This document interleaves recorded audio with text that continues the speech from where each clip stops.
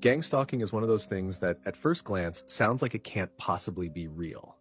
The idea that someone or a group of people would be systematically harassed, followed, and psychologically tortured in a way that's hard to prove, hard to track, and hard to escape. It sounds like paranoia. And for that reason, it's often dismissed as a mental illness, delusion, schizophrenia, or some form of extreme hypervigilance. But if you take the time to actually listen to people who talk about it, not just the memes, not the jokes, not the dismissive takes, but the actual lived experiences, a pattern starts to form. Different people from different places saying the same things, using the same language, describing the same tactics.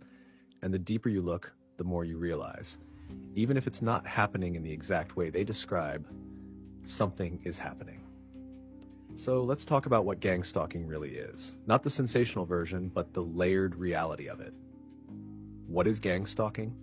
At its core, gang stalking is the belief or the experience that you're being watched, followed, harassed, or interfered with in a coordinated, sustained way by multiple people. It's not just one person messing with you, it's a system, a network. It feels organized, intentional, and cruelly invisible. This can show up in different forms. A few of the most common ones. 1. Orchestrated social encounters, aka street theater. This is where people feel like their interactions in public are staged, like the people around them are acting out a script, pretending to be random strangers, but they're not. They're part of the act, part of the intimidation. Example, you're at a coffee shop. Someone sits behind you and starts having a conversation that weirdly mirrors your private life. They mention details that nobody should know. The next person who walks in bumps into you, doesn't apologize, stares at you a little too long. Then you leave and you see a car drive by slowly, windows down, people inside looking directly at you, Isloft smirking. It sounds minor, maybe even explainable, but it happens again and again and again. Eventually, it stops feeling like coincidence, and it doesn't matter if it's real or not, it feels real. That's the trap. 2. Digital harassment. This is where the surveillance moves online. People who believe they're being gang stalked often report their phones acting strange, conversations being repeated back to them, or personal information being leaked or used against them. It's like their entire digital life has been infiltrated. Examples. You send a text to a friend about something specific, and later that day, strangers online seem to be referencing it indirectly. You notice your emails being read before you open them, or they're marked unread when you know you didn't open them yet. Your phone lights up at odd hours, or apps open and close without you doing anything.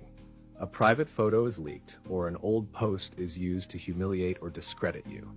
This isn't just trolling, it feels like targeted digital warfare, and sometimes it's tied to bigger systems, like data mining, facial recognition, or predictive policing. 3. Noise campaigns. These are repeated, intentionally disruptive sounds meant to create agitation. It could be construction outside your window every single day, or loud knocking from neighbors at the same time every night. Car alarms, dogs barking, sirens, always when you're trying to rest, concentrate, or heal.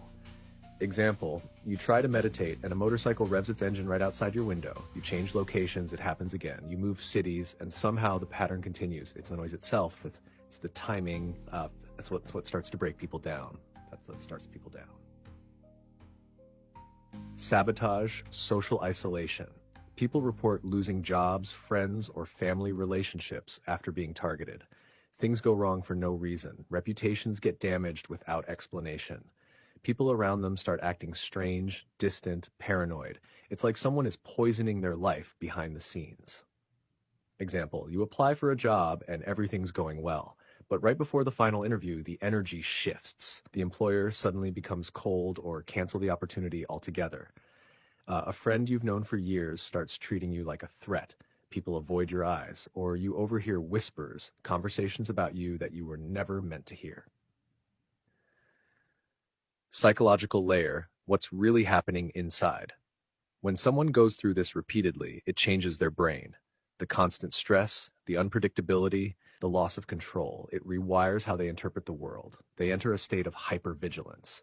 Fight or flight becomes a daily baseline. Sleep disappears. Joy fades. Everything becomes suspicious. And here's the thing. Whether it's truly happening or not, the psychological experience is real. That's why gang stalking is so hard to talk about, because if someone feels like they're being hunted, the trauma they experience is real, even if the source is unseen or denied. Psychoanalytic layer, the unseen mind. On a deeper level, some believe that gang stalking represents a fragmentation of the psyche, a war between the conscious self and the unconscious self, the part of you that wants to grow, expand, and heal, versus the part of you that still believes you deserve punishment, shame, or exile. In this framework, the stalkers are symbolic. They're a reflection of inner wounds manifesting externally. That doesn't mean they're imaginary. It means they might be energetically created by an unresolved inner world, especially if someone has a trauma history or has been violated by institutions before. Historical and real-world precedent. Gang stalking doesn't exist in a vacuum. There are real-world programs that have mirrored these tactics. COINTELPRO, FBI. Black activists were followed, discredited, and psychologically broken down. Phone taps, false rumors, infiltrators in their inner circles. The goal was to neutralize and destroy. Stasi, East Germany. A program called Zersetzung focused on psychological warfare. Agents would break into homes and move things around, change the time on clocks, open drawers. The goal was to make the target question their sanity and feel completely alone. So when people describe gang stalking today, it's not just fantasy. It has historical roots in state-sponsored oppression. Energetic, spiritual perspective. In spiritual terms, some believe that people being gang stalked are light carriers or chosen souls, people with high vibration who threaten the control systems. In that context, gang stalking becomes a spiritual war. Some say entities, physical or not, feed off the fear, paranoia, and emotional exhaustion it creates. They need the target to break down, isolate, or give up. And when that person rises instead of folds, they often become powerful beyond measure. So the attacks increase. From this lens, gang stalking isn't just harassment. It's a test of will, identity, and spiritual sovereignty. Why it's dismissed so easily? Because it's invisible. Because it's hard to prove. Because it makes you sound crazy. It's the perfect crime, and it thrives in silence. That's why when people speak out, they're often met with laughter, doubt, or accusations of mental illness. But the ones who've lived it don't laugh. They describe it like a slow spiritual assassination. And the scariest part, the world around them keeps telling them it's all in their head.